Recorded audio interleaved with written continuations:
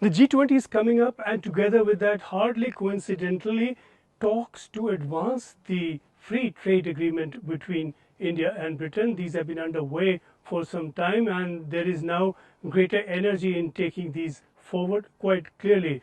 And we know that Prime Minister Sunak will be in India for the G20 talks, and G20 is the great multilateral platform for promoting trade and talks around trade and the economy.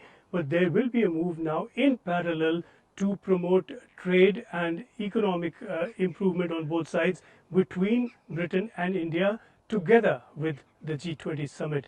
The G20 coincides with the 13th round of talks under the FTA, and these clearly have been speeded up in time for the G20. Consider that the 12th round of the FTA talks concluded only last week, and the 13th got underway on Monday this week, very rapidly, quite unprecedented, this kind of speed.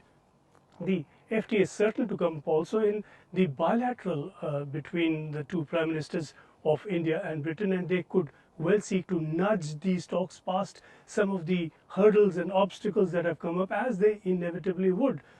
British Trade Secretary Kemi Badenoch is also expected at the summit, and Indian Trade Minister Piyush Goyal will inevitably be there at the heart of the proceedings. Now, this push towards taking the talks past obstacles is clearly getting a strong push at the very highest level, though Sunak has cautioned on the eve of his visit that there is still some way to go. Most of the negotiations are now complete if you were to go by the list, because agreement has been reached now on as many as 19 of the 26 chapters under which the talks have been carried out, and with further agreement on some of the other matters. But this relatively low-hanging fruit was never quite the issue. The last hurdles could be the crucial ones, and those are not going to be easy to cross. For that to happen, something substantial will have to be gained on both sides, and something substantial will have to give on both sides.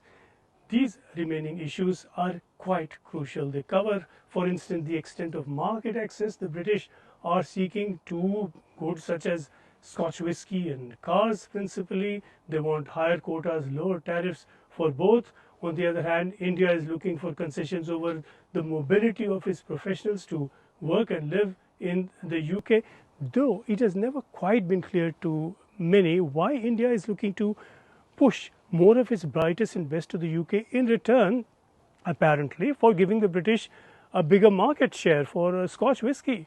It has seemed to many that the British would gain both ways, and hugely.